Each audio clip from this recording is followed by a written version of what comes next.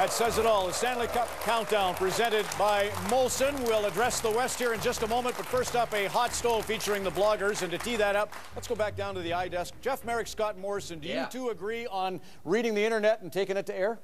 Scotty, what do you think? Well, I should preface this by saying I still own a typewriter, so yes, I'm skeptical about some of the stuff out there in cyberspace. There's a lot of misinformation, and I think there's a lack of accountability in some areas. And what troubles me is you have people passing themselves off as insiders who aren't, and there's a lot of trouble at times. But it's a community. It's more about opinions. It's more about finding neat things, about finding information. As long as that's how you sell it. And that's fine. You know, a lot of it begins with the legitimate sports broadcasters and sports journalists, if you will. But then everyone has an opinion. It's a community that sort of everyone sits on. Oh, and by the way, we should mention a lot of the Hockey Night personalities. And I'm trying to beat Elliot Friedman, so I want to get this plug in.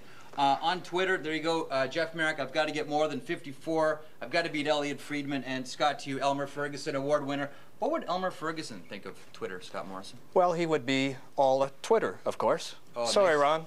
Attila the pun over here. Ron, back to you. They say he'd love our sponsor. I know that. One time the game went into like quadruple overtime. I think it was the Mud, actually 6 overtimes, Mud Brunido night, and they brought some beer over because he was getting thirsty. All right.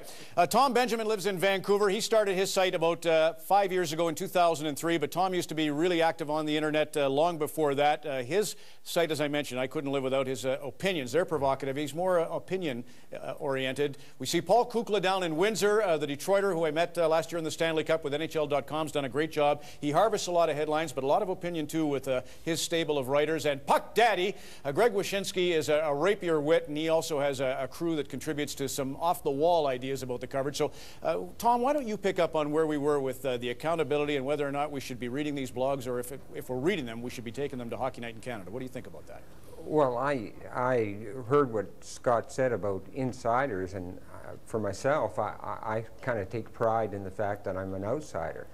I don't have any access, and I don't pretend to have any access, and in some ways I think that's a good thing. I think I can see the forest as opposed to the trees, shall we say, and hockey needs the media, and the media needs hockey, and sometimes I think that leads to a too cozy arrangement. Nobody needs me, sad to say, but that gives me a certain independence, I think, that doesn't exist in the mainstream media. Because, Paul, you have said you heard on the Detroit radio stations them quoting Bleacher Report, and you said, that's silly. It's Joe Schmo writing a blog. They shouldn't be doing that. Right. Have you changed your opinion? Exactly right, Ron. You know, you've got to know who you're dealing with.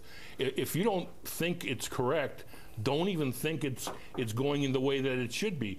You know, for example, they quoted Bleacher Report. It's some guy somewhere in Boston writing a story. There's nothing about the game. He's just giving his opinion. But you can't quote that, because then what happens, it starts snowballing and snowballing and snowballing. And all of a sudden, the mainstream media either have to put that fire out or just get upset, like Scott says. There's no integrity in some of the fields. Greg? Well, I think it's also contingent on the mainstream media being able to separate the fact from the fiction. I mean, I look at a blog and I can tell within 15, 20 seconds whether or not it's legitimate or not. I mean, you can kind of get a vibe by the writing style, by the name of the author, whether he's using his own name or not, and that kind of thing. But, blogs, I think, as a blogger with some access, what blogs do, the ones that have some access and some journalistic training and that sort of thing, is they're able to do stories that the mainstream media doesn't necessarily do. I mean, our blog was the one who sparked the whole Alexander Semin, Sidney Crosby controversy earlier this year. We've written about stories that the mainstream hasn't done or hasn't gotten to, and there is a niche for the blogs to fill in that regard. Tom, you can follow up on that, or you can take me right into the Vancouver Canucks and the Cow. First of all, Vancouver, they say that Luongo should be the MVP. We've got a feature coming up. You say no. Henrik Sedin gets consideration, but your guy's Ryan Kessler. How good do you think Vancouver? And you don't like Kyle Wellwood, which I take umbrage with, but explain yourself. On which count? Yeah, explain yourself on Kessler's better than Luongo and Wellwood's not that great. Well, I'm not sure that I would say that Kessler is better than Luongo, but he's a terrific hockey player, and I think he's really underrated. He reminds me a lot of Bob Gainey. Does that date me a bit? But I think he's a terrific player. The problem with selecting Luongo, I think, as an MVP is that if you've got an elite goalie, I think he's probably always your MVP, and I was quite happy to see Kessler win the award this year. I'm delighted about the Canucks in general. I always pick them to win if they've got a chance, and I think they've got a chance this year, so I think for the 4th or 5th time, I'm picking them to win. When did you start writing? Just your site, I said 2003. When did you first get active? I started writing on the internet when the Canucks made their run in 1994. Yeah, who could not get caught up in that one? It's been quite a while. Well, Greg, you studied journalism at Maryland, so what's your story? And who are you picking? Well, you know, wrote on the internet for a long time, along with working at a newspaper for 9 years, and then wound up with Yahoo Sports writing the Puck Daddy blog. This is, I think we're into it, our 1-year anniversary is this week, I think, which is great. But I love Tom's writing. I'm a huge Tom Benjamin fan.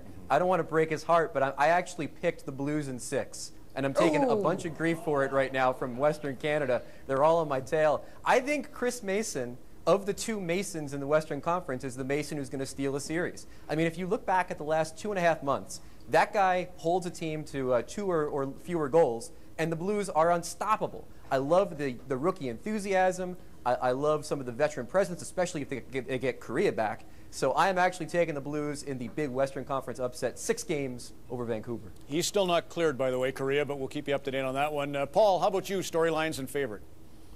Well, right now, Mike Babcock came out this afternoon and said, you know, all the talk is about the young rookie goalie in Columbus.